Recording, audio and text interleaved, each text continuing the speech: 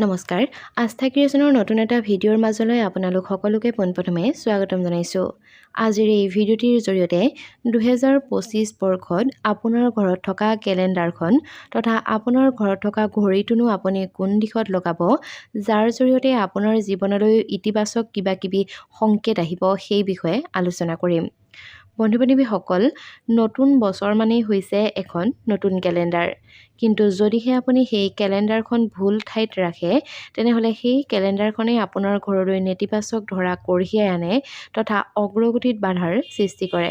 ক'ব পাৰি যে ভুল দিশত নাইবা আপোনাৰ যিকোনো ঠাইত ৰখা কেলেণ্ডাৰখনে জীৱনৰ বেয়া সময়ো আনিব পাৰে। সেয়েহে কেলেণ্ডাৰ ৰখাৰ সময়ত বাস্তুৰ কি কি নিয়ম মানি চলিব লাগে সেই বিষয়ে আজিৰ এই ভিডিঅ'টিৰ জৰিয়তে আলোচনা কৰিম।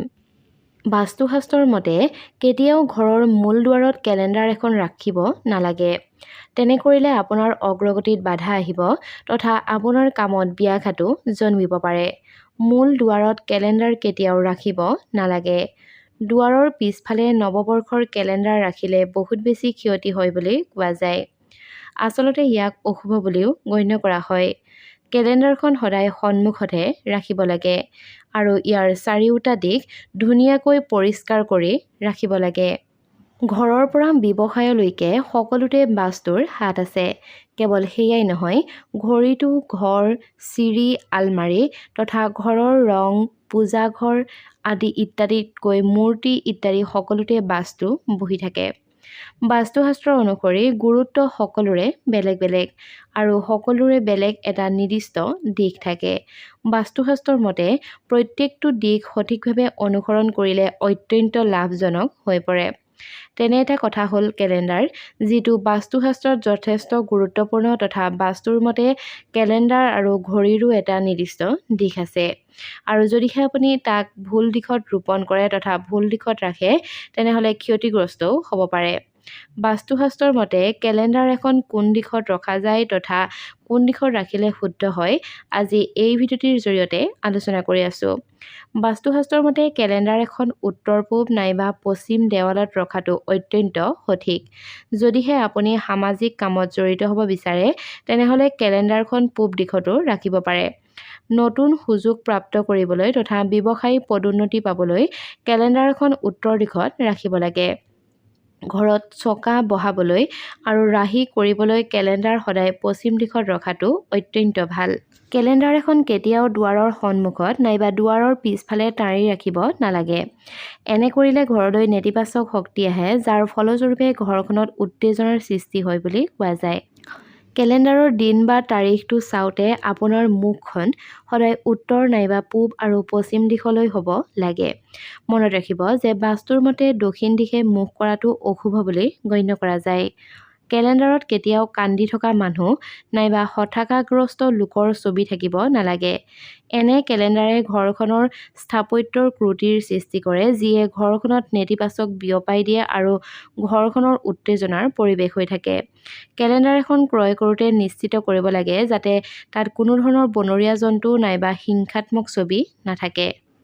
বাস্তুশাস্ত্ৰৰ মতে ঘৰত ঘড়ী এটা স্থাপন কৰাৰ সময়তো বহুতো কথালৈ লক্ষ্য কৰা উচিত। ঘড়ী এটা স্থাপন কৰাৰ বহু অৰ্থ আছে। যদিহে আপুনি ঘড়ী এটা লগাব বিচাৰে, তেনেহ'লে ইয়াৰ ৰং, ইয়াৰ আকৃতি লগতে ইয়াৰ দিশৰ বিষয়ে অলপ সচেতন হৈ থকাটো ভাল। কোৱা হয় যে ভঙা ঘড়ী কেতিয়াও এখন ঘৰত ৰাখিব নালাগে। ঘড়ীৰ ৰং বাস্তুতো বিভিন্ন ধৰণে গুৰুত্ব আছে। যদিহে আমি এটা ঘৰৰ কল্পনা কৰোঁ, তেনেহ'লে আমি কিছুমান গুৰুত্বপূৰ্ণ বস্তু ঘৰত ৰাখি ভাল পাওঁ। যিকোনো ঘৰৰ আটাইতকৈ গুৰুত্বপূৰ্ণ স্থান হ'ল অতিথিশালা, যাৰ ভিতৰৰ অংশটো আটাইতকৈ বেছি যত্ন লোৱা হয়। ঘৰটো ডাঙৰেই হওক নাইবা সৰুৱেই হওক, তাত অতিথিশালাটোৰ বহুত বেছি গুৰুত্ব আছে। অতিথিশালাৰ দৃশ্যৰ কথা ভাবিলেই বেৰত ওলমি থকা ঘড়ীটোৰ দৃশ্যটোলৈ মনলৈ আহে, নহয় জানো? আজি এই ডিজিটেল যুগত ফোন থকাৰ বাবে সময় জানিবলৈ সহজ হ'লেও মানুহে ঘড়ী কিন্তু পিন্ধেই। আজিও একেধৰণৰ ঘৰত মানুহে ঘড়ী বেৰত ওলোমাই ৰাখে। ঘড়ীক উপহাৰ হিচাপে দিয়াৰ ধাৰাও দেখা যায়। কিন্তু ইয়াৰ চিন্তা কৰিবলগীয়া কথাটো হ'ল যে ঘড়ীটো আপুনি কোন দিশত স্থাপন কৰিব নোৱাৰিব। ঘড়ী স্থাপনৰ সঠিক দিশ আৰু ৰং বাস্তুশাস্ত্ৰত এনেকৈ উল্লেখ কৰা হৈছে। বাস্তুশাস্ত্ৰত ঘড়ীটোৰ লগতে ঘৰৰ আৰ্থিক অৱস্থাৰো সম্পৰ্ক আছে। এনে পৰিস্থিতিত আপুনি কি ৰঙৰ ঘড়ী লৈ আহিছে নাইবা আপুনি ইয়াৰ আকৃতি কি সেইটোৰ ওপৰত গুৰুত্ব দিয়াটো প্ৰয়োজন। লগতে আপুনি ইয়াক কোন দিশত ৰাখিব সেই কথালৈও মন দিব লাগে। যদিহে আপুনি আপোনাৰ বেৰত নতুন ঘড়ী এটা ওলোমাই ৰাখিব বিচাৰিছে তেনেহ'লে এনেবোৰ দিশলৈ মন কৰক। বাস্তুশাস্ত্ৰৰ মতে ঘড়ীটো উত্তৰ পশ্চিম দিশত ৰখাটো অত্যন্ত শুভ বুলি গণ্য কৰা যায়। কিন্তু ঘড়ীটো কেতিয়াও দক্ষিণ দিশত ওলোমাই ৰাখিব নালাগে। ঘড়ীটো দক্ষিণ দিশত ৰাখিলে ধন সম্পৰ্কীয় সমস্যাৰ সৃষ্টি হয়। গতিকে ঘড়ীটো কেতিয়াও আপুনি দক্ষিণ দিশত নাৰাখিব।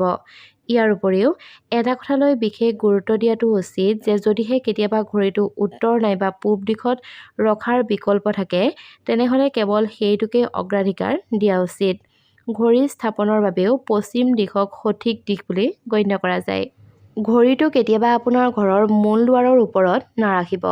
ইয়াক অত্যন্ত অশুভ বুলি গণ্য কৰা হয়। ইয়াৰ বাহিৰেও ঘড়ীটো ঘৰৰ কোনো এখন দুৱাৰৰ ওপৰতো নাৰাখিব।